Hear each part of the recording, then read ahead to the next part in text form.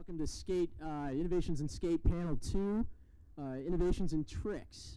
I would be lying terribly if I told you that this is an incredible experience for me to be part of this and this day with all of you out here, sitting underneath the sun and the Washington Monument on a skate ramp in front of the place that I get to work every single day. So, you know, I'm a historian and I look at invention and innovation, and so I just want to set up a few remarks about how someone who studies invention and innovation sort of approaches studying the concept of skateboarding tricks. You know, and as with any significant invention, once we fully see the executed product, it's easy to think of it as inevitable or natural, as always meant to be. But in today's skateboarding, it's commonplace to see skaters flying ever higher out of ramps as they perform intricate and complex maneuvers. And similarly, as we now see skaters navigating the built terrain by using their boards to jump, to slide, grind, and flip their way through the urban landscape in ways that were not envisioned nor necessarily desired by architects. And because we take these innovations in skateboarding tricks for granted today, it's all the more reason that we stop and remember that these tricks didn't exist and were not thought to be possible just a short time ago. So we're really privileged and fortunate in every sense of those two words to have two of skateboarding's most legendary and influential innovators, Tony Hawk and Rodney Mullen, with us today. And any listing of skateboarding's most influential tricks is dominated by Tony's and Rodney's creations. Among these are Tony's 540 Ollie, the Madonna, and of course the 900, which brought vert skating into the homes of mainstream America and made Tony a transcendent figure in American sports. And similarly, Rodney's flat ground Ollie formed the basis of modern street skating, while tricks like the kickflip and the helipop elevated it to new heights. Together, Tony and Rodney have demonstrated to the world that what was once thought impossible is in fact achievable. So in doing so, Rodney and Tony have pushed skateboarding's boundaries and redefined the very meaning of skateboarding in the air and on the street. So in this special session today, Tony and Rodney have generously offered to share their thought processes and approaches to inventing tricks. So if you ever wanted to have some insight into the mind of a great innovator, this is our chance. Please join me in welcoming Tony and Rodney to the ramp. Thank you. So in the first part of this session, we wanted to start with sort of a basic element and ask you, how do skaters define a trick? How does the skate community decide what is a new trick for its community? Rodney, you want to take that one first? That's a profound and great question. Thank you. I think even today, a lot of, in hindsight, the things that became cornerstone tricks, I looked at them very little more than variations. And to me, that's the nature of innovation, again, is you take one idea and you just kind of shimmy it about. You keep pushing it off of balance. And the next thing you know, you may come up with something that seems not much different than the other variations, but it's how that it roots itself into the next branch of variations, and then it becomes a trick. At least that's the way I see it. Does that make sense?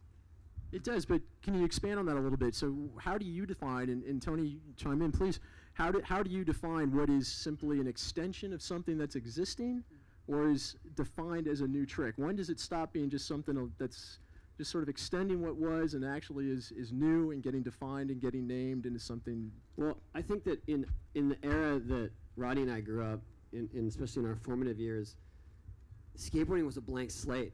You could go and do and try anything, and it would be almost considered new, because at that point, people had just explored really how to ride a skateboard, how to physically ride it, and what that means to go up vertical planes and things like that.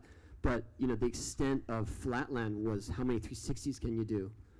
And so for us to be trying things, it was more considered a novelty. It was more of a joke, to be honest, the stuff that we were trying to do. But we loved doing it because it was something new and it was our own voice and our own expression. And so when you would create something then, the general rule was you get to name it because it's something completely different. Nowadays, not that everything's been done, but everything is more established. So if you're going to go and do, say, a 360 flip, crooked grind, nollie heel out, that's all you can call it. You don't get to name that your own trick. You know, it's also not going to happen by mistake. Whereas when you guys were innovating, I bet some of the tricks you made up were by error at first. Some were definitely inspired by an era. But what I'm saying is, you don't get to claim ownership over it anymore because so much of it is established and so much of it now is connecting these tricks, which absolutely makes it your own and your own style, but you don't really get to, I don't know, the whole nature of making it your own and claiming it as your own or naming it, that era is kind of gone unless you do something completely crazy. Do you think that's possible, that whole next crazy level where you're like, that's completely new, completely different, and we can name it something like the Madonna or something like that? Yeah, I think it's possible, sure, but it would have to be extraordinarily different. But at the same time, even if you're talking about the combinations of tricks, almost like video game stuff, if you talk about a certain combination, you could still define that with a certain person or associate it with a certain person because that's their style. And that's what we're talking about in innovation, is making it your own style. And beyond that, too, you mentioned something that's profound about terrain and how the context where you do something can suddenly change every facet of the trick itself and how the two push each other. I took me a rather scholarly paper once on the distinctions between imagination and creativity. And one is taking the familiar and making it unfamiliar. And the other is doing just the opposite, taking the unfamiliar and recognizing for what it is. No, it's familiar. It's familiar. It's really the same thing. And how it's a sort of push-pull yin-yang relationship, sort of like a slinky. They just hurl themselves forward. And the nature of street skating and a lot of, especially street skating, is the context. The terrain is always changing. It's newly imaginative everywhere. And how these forces push and pull your way into new dynamics where something is, again, what seems a variation in one context can suddenly be an entirely new trick in others. So. Okay, thank you both for that. When in terms of your process, though, I'm curious about this. A lot of times the Lemelson Center will ask inventors that we bring into the center, what is your process for creating an invention? What was the process that you went through in your creativity to come up with the idea and to execute it? So I'm curious how that plays out in developing tricks in skateboarding for each of you. And you may have different processes entirely. So let's begin with motivation. You've spoken a little bit about it, but what is the key motivation for you to create and invent new tricks and do new things? Why do you keep going? Well, first and foremost, that's what I've always loved about skating, is that it constantly evolves. It keeps, there's always a new challenge. You can't master everything in skateboarding. There's always something new to learn. There's always some new limit to push or some new technique to explore. But for me personally, creating tricks, some were by accident, some were, I would think of something and then my board would go the other way, and I think, well, if I pushed it that way, that would be even better, or that would be more functional. And a lot of it was combining existing tricks, just like today, what you want to do, but in a more, in the past it was more unheard of to be combining tricks. And so, but I love doing it. I love exploring what was new, and that was always the buzz I was going for. That was always the high that I wanted.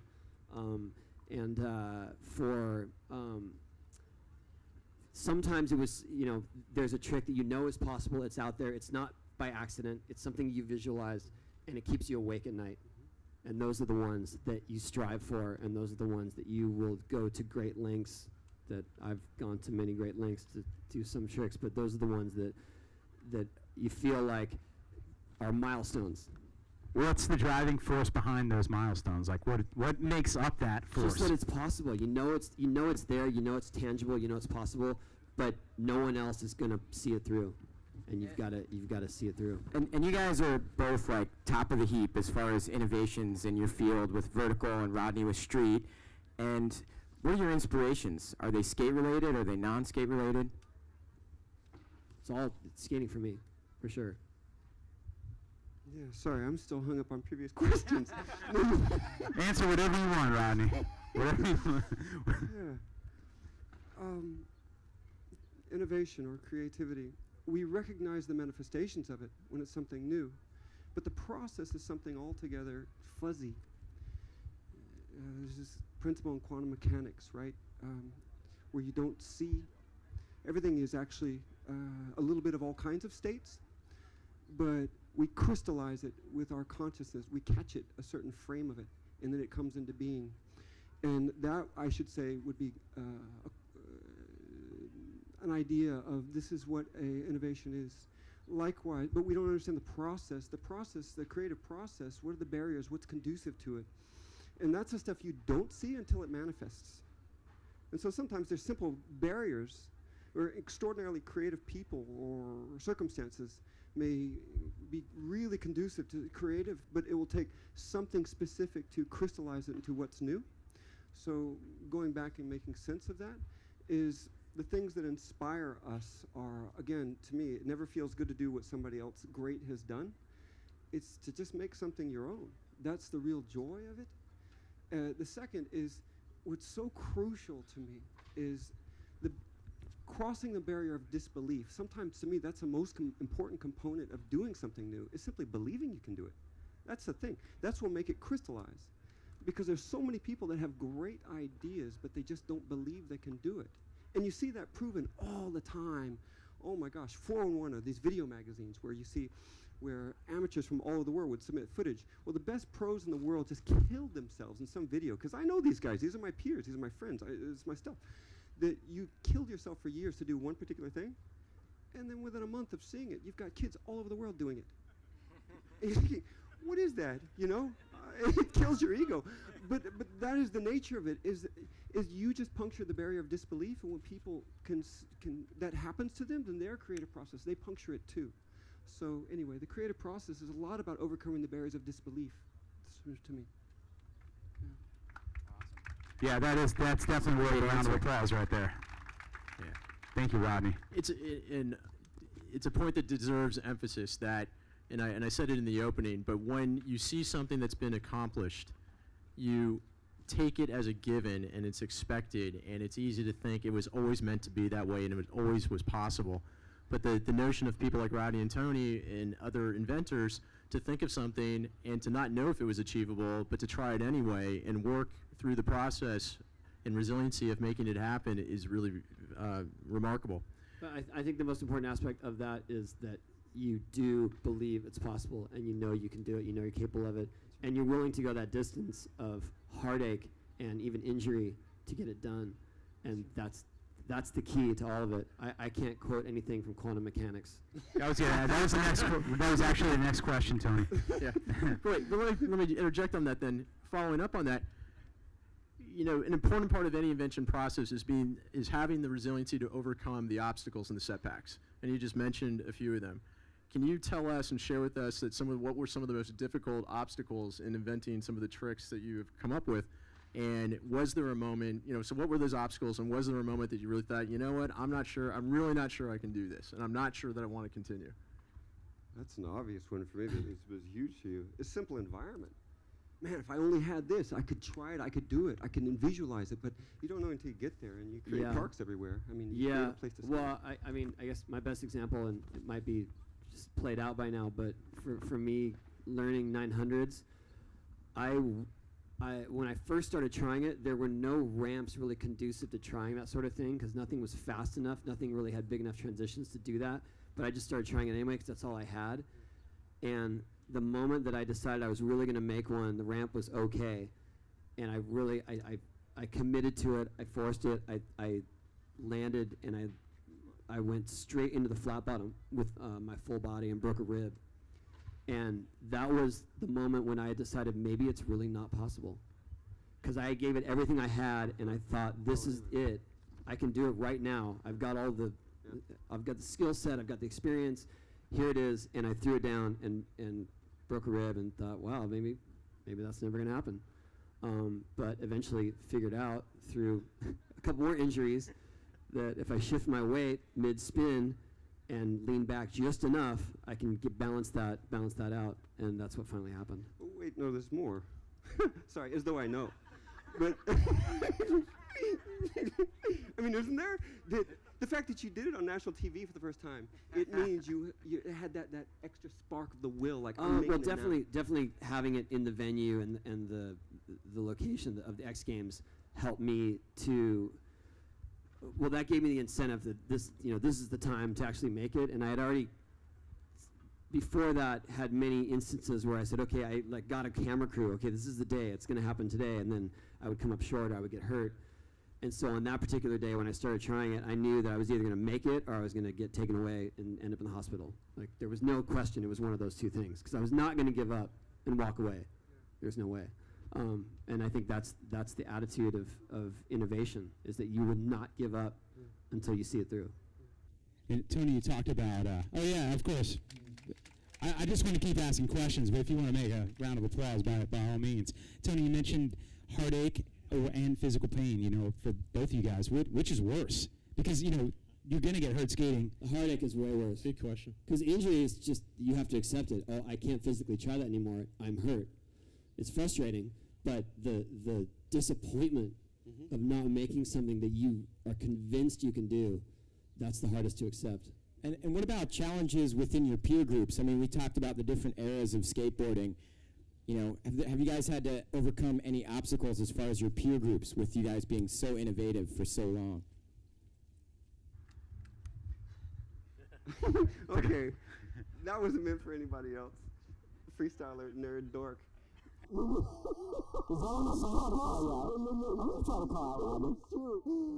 Yeah, okay, I'm a freestyler, and we were laughed at, and I get it, and yeah, okay, that shaped who I am. But being honest, You were rarely laughed at. The other guys were laughed at. okay, thank you. Constantly. Yeah, but maybe there is something huge in there. I mean, I'm still seeking my dad's approval, you know, and likewise the community's approval, because the community means so much to me. And again, it's that force of will, what lights that fire within you to do something so much that you don't care what happens to you. And the denting of volition, it's one thing to break a bone, that heals, that mends 6 weeks, and then rehab. But Speak for yourself.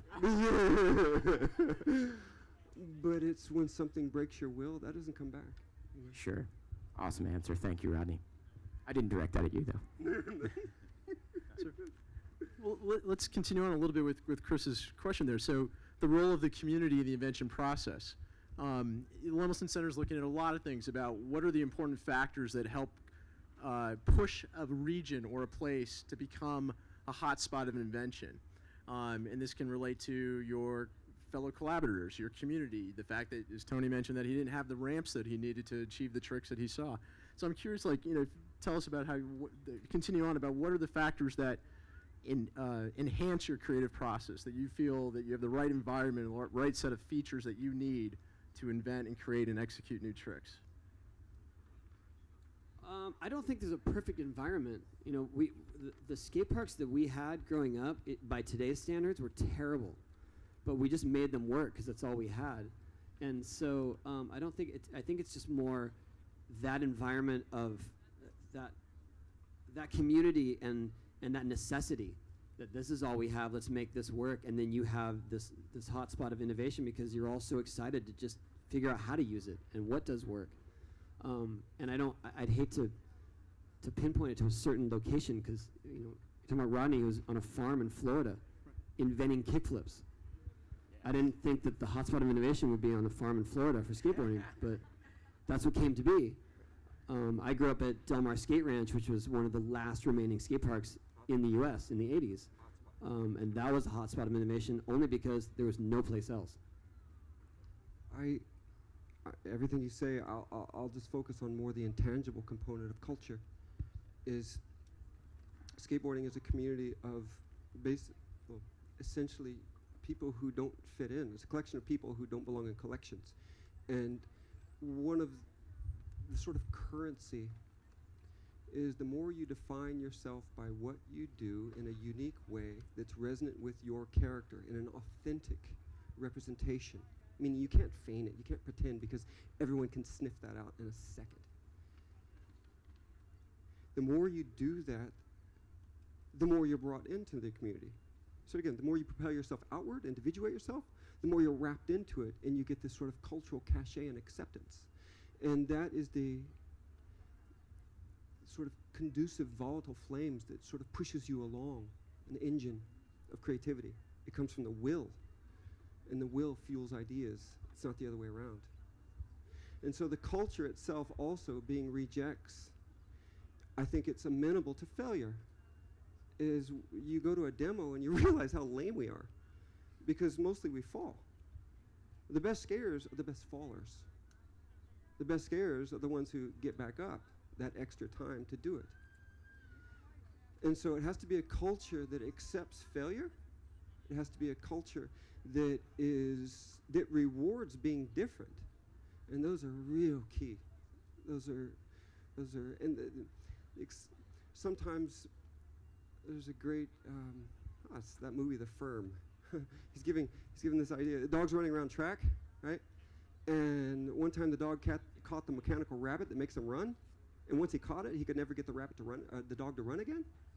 And that speaks so much to how we're built. Is once you capture the thing you're striving for, it usually quenches the will that got you there in the first place.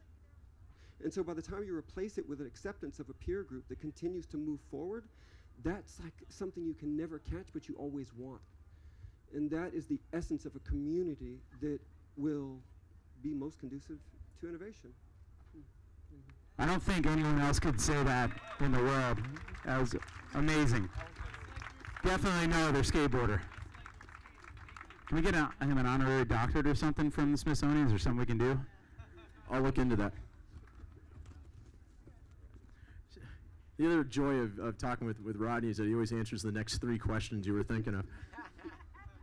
So let me take it back. So in terms of the community again, and this is going to be a 3-part question, but it's sort of this notion of community which you speak of so eloquently and so important.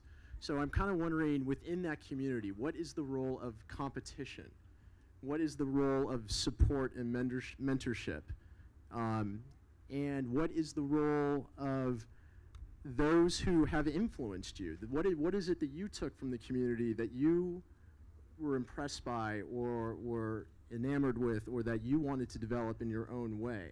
So I'm sort of curious, what's the interplay? These are not mutually exclusive things. It's not one or the other, ever.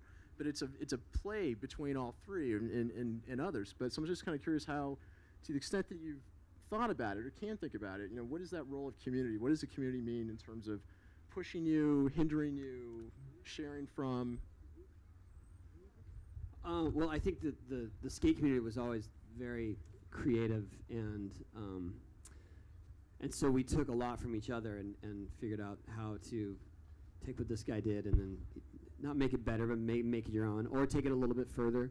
And that's always happened, but I think that I did honestly take so much inspiration from Rodney in early days, because I saw the innovations he was doing on flat ground, which was considered freestyle at the time, but I saw something there that I said, you could do that in the air, you could do that up above a pool. And so that's what inspired me to learn finger flips, to do, I guess, I don't know if you call that the first flip trick, but the first flip trick up in the air was a finger flip because I saw Rodney do it. And same goes for just like pop shove-its. I figured, wow, you could actually turn your board under your feet without grabbing it, because I saw him do it on the ground.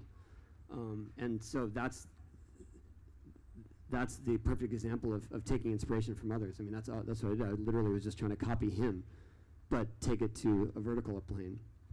Thank you, Tony. That's, to reciprocate. And he stole airwalks from me. Absolutely, I did. That is He also stole your haircut at one point in the 80s. No, he kept it. He changed it up a lot. How we approach something, it's not just what you do. One of the things that was most conducive and inspiring to me is I would come to California for 2 or 3 weeks. I would make little tapes of K-Rock and stuff. I would savor these things and bring them back to me, and they would get me through the other so many months before I could make it back.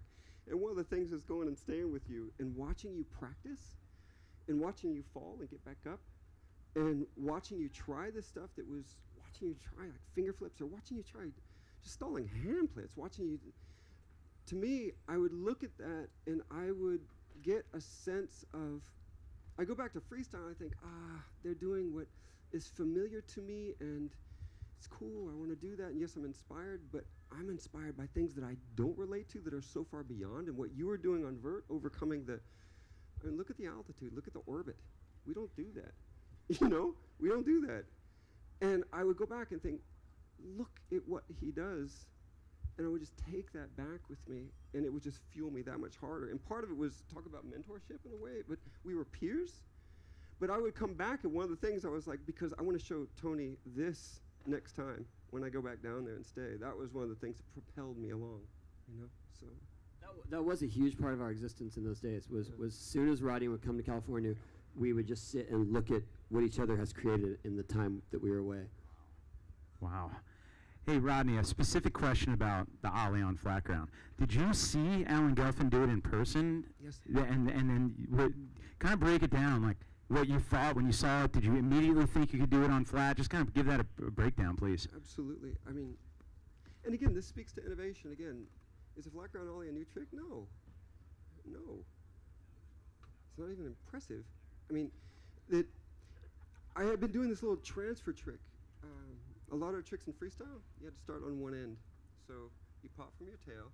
You have to stand with on your front foot with your back wheels in the air. So it's a little tripod, right? 2 wheels and your nose is down. And the way you do that is just do a little pop, a little stair ladder and jump onto your nose. And your board would barely leave the ground. But it had this seesaw motion. It's the essence of an ollie. I could have done that. I'd still be doing that trick and never think of the ollie. I watched Alan. He came, Gelfand. So far ahead Came to where? Came to where? Sensation base. Okay. On the big vert wall, snake run, like 4 feet of vert, so tall. And he's so cool before his time, skated in long pants, like sunglasses when he was skating. And no one was like that. And he did the ollie for the first time. And I remember staring at it. And I couldn't sleep. He did it over the weekend, I couldn't sleep. I went home and I couldn't sleep. And I just kept thinking of, do what I've been doing the whole time, but jump. That's the ollie. Just do what you've been doing, but jump. And it took all of hours before you're doing it 8 inches. By the end of the week, it's about a foot, you know? So that's, I guess what I'm saying, oh, look at that paramount, look at that, so important. No, it's not a big deal. But it's taking the proper inspiration, usually from some disparate or disconnected. It was vert, you know? And it was just taking something I've been tooling around the whole time. And it could have gone nowhere. But it was looking at that in a different field. And to me, that's the essence of soaking in people who do things differently. And anyway, that's where it came from. Thank and you. what about the Great answer. kickflip, Rodney? Let's take us through inventing the kickflip as well, if you don't mind. Us skate nerds have been wanting to ask this for how many years, Chris? And we get to ask it today. It's just me spazzing out. It was the same thing. It was doing ollies, and you do one, and the board comes up, and and it just came up between my legs. I'm like, I spaz out, because you don't land like that. And so I kicked the board away, and the board just flipped. And it landed in front of me as though it were mocking me, you know? You idiot, you know, I've been waiting for this. And then it was a matter of hours to, before.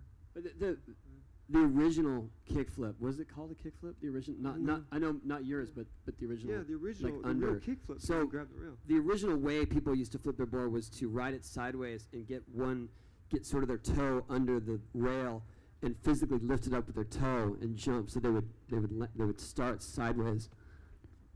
Do it this is more like this. They would start sideways and then get it here, and then that was the original kickflip. Yes.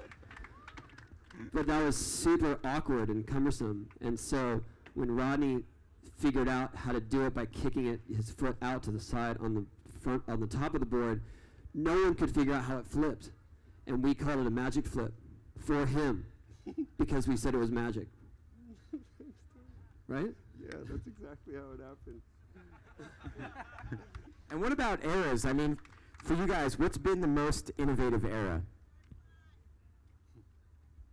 I think it just keeps going. I do feel like the progression, the evolution of skating keeps going at an astronomical rate and has not slowed down at all.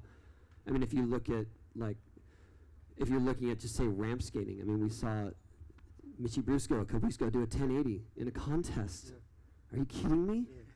That's And absurd. how old is Mitchie? 16 or? Yeah, but just that innovation, like that, it's still going, and it's still going to keep Do you progressing. think vert is close to its threshold as far as innovation? I would have said yes 10 years ago, but it just keeps going. Very true. But even so, the same with street. I mean, the stuff that is consistent now for the top street skaters is stuff that was made maybe 1 out of 100 times 5 years ago. So it keeps going, and the stuff that Rodney does in dark parking lots in the middle of the night that no one sees is probably on a whole new level, but he won't let anyone see it yet. Hey, wasn't Rodney skating around the corner this morning? I heard you over there this morning skating. That's right. Oh my gosh. Of course he was. I mean, that's, that rumor passed around real quick. Like, Rodney's over there skating right now. And but I think that's the nature of a skateboarder, right? I mean, you always want to do it at all times. Always tinkering. Tinkering. There you go. Which is a word I hear a lot around the Smithsonian. So let me ask you this, going on to some of how you think about your own personal tricks. So if it's possible, I mean, this is a tough question, but which of the tricks that you've developed and created mean the most to you? And what do you feel are those influential tricks of your own? And what's most satisfying to you about executing a new trick? That is a good question. It is. It takes in so much. I'll just go backwards. The most satisfying is seeing, just like Tony was talking about, the degree to which it's absorbed by the rest of the community, which is the essence of innovation, right? And then something transcends and becomes, it graduates from an invention to an innovation when it's adopted by the community. When it actually grows legs, and you can see the legs that grew, you can see the different forms, and it grows from there, and that's the nature of exponential growth. And the reward is in proportion to that. It's exponential when you see something adopted by a community and they take it further than you ever could. And so as I get older, the more I appreciate it is watching guys like Mitchie and seeing what they do with it and how far they take it. That sense of, it's an echoing sense of gratification that instead of becoming rarefied, it grows with intensity. You know? But we all know what tricks you're proud of. Oh no. Pogos? What about Pogo. you? Yeah, no. What about you? I don't know. Not the pogo. You guys should hit the road like the Odd Couple, the skateboarding Odd Couple. You could tour the country and make money off this. What about you? Impossibles felt good. Impossibles, yeah. Yeah, that's fun. So why did Impossibles feel good? Because the motion was different. It's so... Yeah, when you think about wrapping the board around your foot, that doesn't seem like a reality unless you're in some sort of anti-gravity chamber. It just had a different mechanic. And again, one of the roots of innovation, boredom. I got hurt, and I sat in front, and I tweaked my ankle or something. I sat in front of the TV, and I was like playing with my board. And next thing I know, I'm just wrapping it, just hanging out, using my hand. And you heal up, and then again within a couple of days. But the fact if you're not silent... Yeah, I don't think that goes for the rest of society. You heal up in a couple of days if you just start doing that thing that you were messing around with on the couch. Impossible trick. Why not? Anyway, you know what I mean. What about you? What's most gratifying? I was really proud of Ollie 540s because when I first started trying that, or Ollie McTwist, when I first started trying that, I really and truly tried it as a joke. I would go up and fake a McTwist without grabbing it and go, ha, that would be crazy. And then one day I started doing it a little bit lower, and my board was staying on my feet an extra half a turn. And I thought, well, if I really wait for my back wheels to come around and then stick my back leg out while my feet are still on, I might be able to kick turn out of it. And that's what happened. So that's the 540 aerial. Yeah, it's basically a 540 without grabbing your board. And still, there's only a handful of people that do it. And it's not really considered one of the best vert tricks necessarily, but it's just something that I didn't know if it was possible when I first started doing it. That is amazing. And did you go to it, did you start and tinker with it and then step back from it, put it away? Oh, I would just do it as a complete joke. Yeah. During skate sessions, like, look at me, Ollie McTwist. Ha. Yeah. But talk about it again, like puncturing the barrier of disbelief. When was it that you started to believe it? What stage? It was a few years after joking around with it that I was skating. Yeah, I was skating my ramp alone one day, and I remember there was this Brazilian news crew covering me, and I was just skating alone, and my ramp had gotten really slow because I couldn't afford to fix it anymore, and so I couldn't get any height, and I just tried one as a joke, and because I had done it lower, my board was staying on my feet more, and I started to come all the way around and actually saw a landing, and that's the day it worked. And that Brazilian film crew got it. Really? Yeah. Which is weird because we're talking about like 1990, 91 when no one was caring about skating in the media, especially some foreign news crew. But it also speaks to the jilting of circumstances. It's like the tumbling of soil. Things that make you uncomfortable. You can't do what you would otherwise be doing, so it almost forces you to do something, just try something. I don't know. It frames it in a different way, because I noticed that myself. Some of the most innovative times for me is when something's screwed up, and it just sucks when I'm skating. It's kind of like when you're going to try a trick and someone gets in your way, or you hit a crack and you stop It thinking. forces you into that other place where you're like, I can't do what I'd be doing, so let me tinker with this. Yeah. Yeah, I agree. That's awesome. That's an awesome story. So pushing on from that, which of the tricks that you developed do you feel are the most difficult to achieve? The ones that really just took you. We might already, it might be the 900. We already talked about some of these things, but in the end, why is it that you could perform these tricks when others could not? And forgive me for asking you to talk about things that are. I'm asking you not to be modest. I'm asking you to really think about what it is about you two as skaters and as creators that you think enabled you to achieve those levels when others didn't. Well, I think there's a stubbornness. Exactly. It's really just being stubborn and a jerk about not giving up, to the point of, it's like the Tin Cup movie. Just keeps hitting it, and people are embarrassed for you because you keep trying it, but you finally get it because in your heart you could possibly do it. Yeah, I think that's it. It's just a matter of refusing to give up. So it's a stubbornness born of belief. Yes.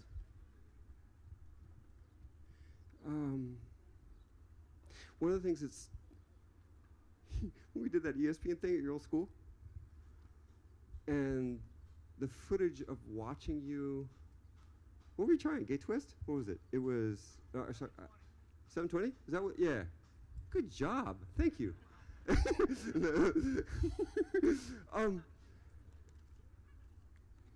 thing I love about watching you always, and that day captured, is how fast you lock in on what you're doing wrong.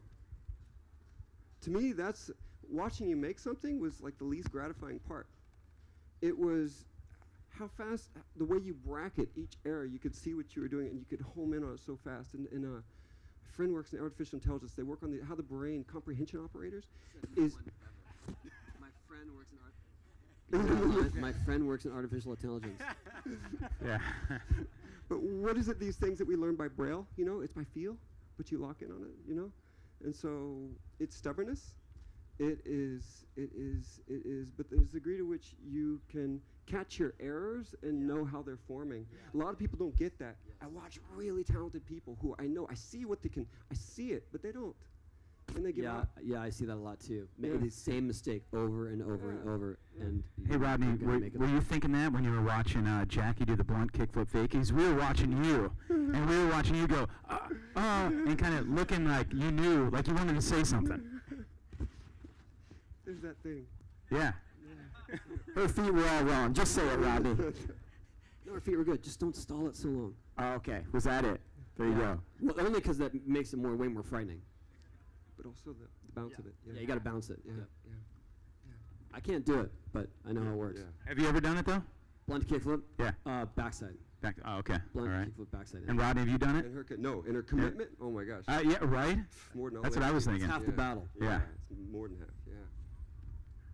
So that's a good point, because that was the next question was, what in skateboarding impresses you? So clearly commitment impresses you, but what else in skateboarding? And when you're looking at people doing I things? love anyone that's trying something completely different, new direction. Guys like William Spencer, who's taking his parkour stuff and adding it to skateboarding. That's really creative. That's really something new. Chris Haslam, really has his own direction of how he uses ramps and things, and I appreciate that so much. And a lot of times, I think now in skating, it's a little bit more acceptable and welcomed to be that different, but there were times when it was not cool to do stuff that was not the right. There was not the it was the fascist. Yes, exactly. And if you veered off at all from what was considered the norm, you were outcast. And it's ironic because we're all in this community of outcasts. Yep. So we have such a small community, Yep. and then Yep. then we become judgmental. And if you're not in this tiny little That's right. form, That's right. you're out. Yep. But I think that that's changed a lot. It has changed. It has. You know, you notice how, but from a marketing standpoint, sometimes there are those people on the outside that we might be super impressed with, but they can't get anything as far as a shoe sponsor or board sponsor or whatever, because people believe like, well, there's nothing we can do with that from a marketing and monetary viewpoint. I agree with Just you. want to throw that out there. I That's agree. true. Yeah. I mean, there are plenty of amazingly talented vert skaters that have no sponsors. Yep. Yep. I see that too. And who've been some of you guys' inspirations in skateboarding? Well, for me, him, obviously. I think Bob Burnquist has done so much for ramp skating, transition skating. Danny Way, you know, those are the guys that I think have been the most innovative. But in the earlier days, people like Neil Blender and Lance Mountain and Steve Caballero really took vert skating and changed it completely. And I was. It's funny because I was thinking I was a little kid. I'm only a couple years younger than them, but I was so tiny that to me they were the big guys, and they were the guys to aspire to. And how much did the Bones Brigade affect you guys? I mean, you mentioned some guys, you know, you mentioned Rodney and the Bones Brigade days, and how influential was that on you guys in your innovations? Well, I think we were all trying to outdo each other. You know, it wasn't just about borrowing stuff. Well, for Rodney and I, it was a different situation because we were on two different, completely different terrain. But for Cab, McGill, me, Lance, we were in direct competition with each other. So as much as we fed off each other, we were also fierce competitors. And so I wanted to learn frontside cabs to one-up Cab. Wow. I did. That's awesome. I mean, that's as callous as it sounds, that but was it's the true. idea, though. It is No, the I- way. I mean, it is the way. Just like when Day One and I do the Rodney versus, you know, because we're such good friends, and we're not going to do, you know, Rodney Day One friends. It's goofy, but but you have to be really close friends. I mean, really close friends, and respect each other a lot to be able to sustain a versus type of situation. And that's what the Bones Brigade created for us too. We were so close, but we could have that. I mean, that pressure build up of, okay, that's what it is. Yeah, it was not based on animosity. It was just based on a respect, but also we got to keep upping the ante. Hey, Rodney, in Versus Day One, were you guys watching each other's footage as it was happening? Absolutely. Yeah. And again, you said it again with a lot of the Tonys. He was my biggest inspiration because I was watching what he was doing, and he's so gifted, you know. But we did entirely different things. And so it's apples and oranges. So you never feel that same sort of heat when you get too close, because that breaks apart a lot of great videos and teams. I see it all the time. It's pathetic, you know, but it's human nature. And the thing with Day One and I is we skate different enough. We're like, yeah, but we have our own areas. And so that gave us the freedom, you know, and yet we were still bound by that sort of competitive thing. It's just that, again, it's that yin-yang feeling, that push-pull type of thing. You're competitive, but your friend's indifferent. But you're competitive, but you're in. That's the sort of perfect ingredients that you have to keep in fine balance. You know? With that competitive drive, do you guys ever miss competing? No, not at all. No. Yeah, did. so what's, Why? and let's talk about this. What's the difference between the rivalry, the friendly rivalry to in that sense of competition versus contest, and what a competition and a contest is about? I can express that in the framework of the videos, which is what I do. You have a different answer. Do you want to go first?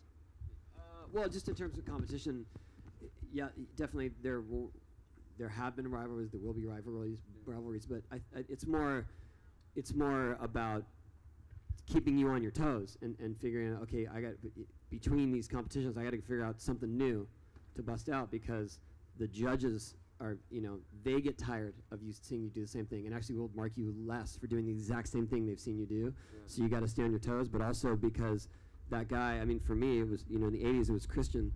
And for me, I had to learn something new before the next contest and keep it a secret from Christian. Or else he might go try to learn it and do it 5 feet higher than me. So you feel the competition fueled the creativity? Yeah, absolutely, it fueled the creativity. Yeah, and we remained friends, but at the same time, we, you know, We were very fierce competitors. Hey, but Rodney, so in some ways, what's your view on on competitions and contests? Do you think they push you or do they inhibit you? I agree with what Tony says, and it's proven, it's demonstrable. I get it. That said, I think it stifles creativity in general with a broad brush.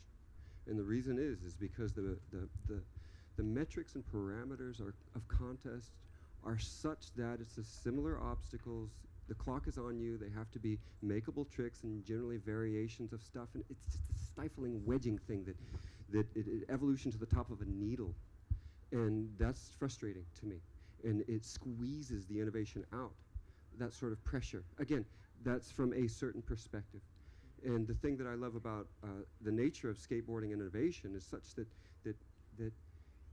we create these video parts, and the things I love, my favorite skaters, or Haslam is a great example, is when you watch that guy skate, you're like, I know him.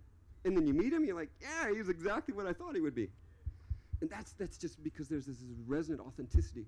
Your skating expresses who you are.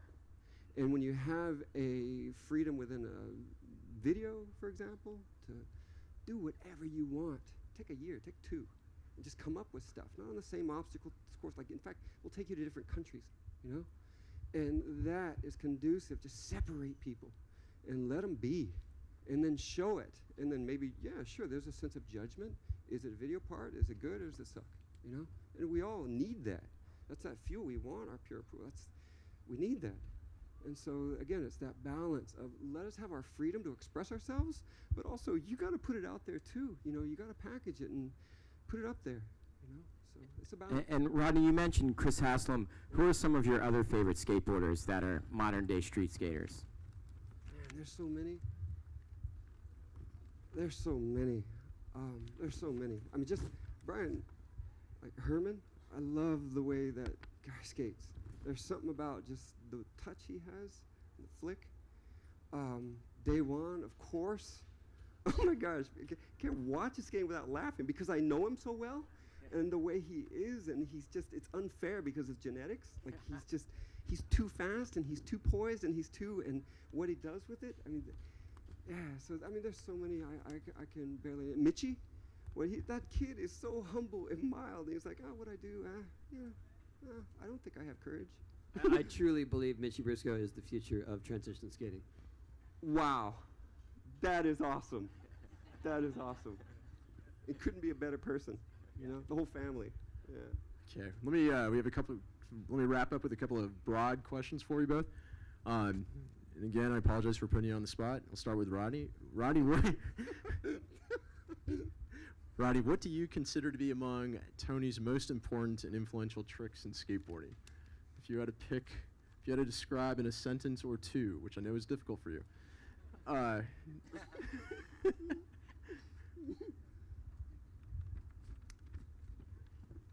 look at it as. Repeat the question. Rodney. In essence, what do you consider to be Tony's most influential trick in skateboarding? Okay, I'm taking the in essence clause. Fair enough. Because it's true. I can't put it on a trick. It's the essence and longevity. And continual from 900, taking something further that was a given. I mean, a 540, take it further. You did 720s first. That seems to be forgotten a lot. Lip tricks, oh my gosh. Finger flip, I mean, you do everything. And you've been doing it forever, and then you've had more success than all of us combined, and you still go out there and risk your life, literally. To me, the essence of that, bottled lightning, that's a contribution. Well, thank you, Rodney. Thank you very much. I'd agree with that. Watching Tony's recent Independent Trucks video part, it's insane. You guys got to look it up. Independent Trucks, Tony Hawk. He's skating as good, if not better than ever. The ladder trick, insane. That was a rough day. For me, well, Rodney is an encyclopedia of modern tricks. So if you talk about contributions, the most important ones, I can't pinpoint one. Mastering them all is probably one of the most important contributions, because it's not like the things that Rodney did were just video. He did it once for video. He can do them repeatedly all the time. But, you know, just go through like kickflip, heel flip, flat ground ollie, helipop, impossibles. This guy created all of them. Stuff you take for, you know, stuff you want, like one of the first tricks you ever wanted to learn in skateboarding. This guy made it up. So that's a testament to how far he's come. Rodney Mullen. Okay. Oh, 360 flips, laser flips. You want me to keep going? No, the list we had to pick for the intros, the list we had to pick was like 30 tricks long, and that's just like a minimal list. So yeah, you could keep going. All right. So my final question for you both: if you look ahead and you're looking about the current state of skate and what the innovations and the trends are, what do you see 10 years from now? What will we be talking about in 10 years as the newest, most influential types of tricks in skate? Where are the tricks going? We'll be talking about how you can do kickflips on hoverboards, I think. I don't know. I think the innovation. I mean, it as you can see, it keeps going, keeps growing. You know, we'll probably be talking about, as far as ramp skating goes, more spins, or more variations of existing spins. You know, I like Mitchie. I was almost guaranteed that the last X Games he was going to try a varial 900. Wow. Yeah, I mean that's what's going to happen. But 10 years from now, that will probably be passé. So that's the evolution of skating. And the combinatorics of it is combining disparate fields. Look at Haslam. He kills it on rails. He kills it on transition. Flat ground. It's ridiculous watching him. He recombines all this stuff. He shuffles it around. And on top of that, he's got such a unique way of seeing things that he'll look at something different. And you'll just get more kids that come up from a cultural perspective of, I want to be that, but they're going to be building on all of these, and the risk tolerances are going to keep growing and growing, Mitchie. And look at these kids, what they're doing. So it's the recombining of all those attributes. It's nonlinear indeed. I mean, it just keeps going and going and going at a faster rate. You know, it's expansion universe stuff. It's actually going faster, you know. So. But also, I think in 10 years, we'll be talking about the kid from Cambodia that rips. Yeah, or Sierra Leone. There are seeds being planted right now in all these different countries. And so we're going to see a lot more eclectic mix of skaters. Okay, I know we'd like to be out here all day long asking you and continuing this conversation. This has been truly amazing, and I want to thank both Ryan and Chris for helping me out, and really thank Tony and Rodney for their generosity and their openness as they've shared their creative processes with us today. I just want to conclude with some final thoughts about them as inventors and innovators. There's really no confusion that Tony and Rodney and others in skateboarding are inventors. With each new invented trick, they break new barriers and they push beyond what is known and obvious and establish new standards and conventions. And as inventors, Rodney and Tony share similar traits with inventors across diverse disciplines. They have the capacity and imagination to dream of something that did not yet exist. They have the courage to take risks in order to realize their visions. And they possess the resilience to keep going when initial efforts failed. Their inventions and innovations were spread and shared throughout their community, where they were adopted and used by succeeding generations. And ultimately, as we are now beginning to see, these inventions and these tricks are providing their greatest gift to the skate community as they serve as targets, as milestones, and as inspirations for younger generations of skaters to grasp and ultimately surpass. And in this way, the inventive tricks of today will propel skateboarding into the future. Thank you all very much for your attention, and let's please give your appreciation to Tony and Rodney. Thank you.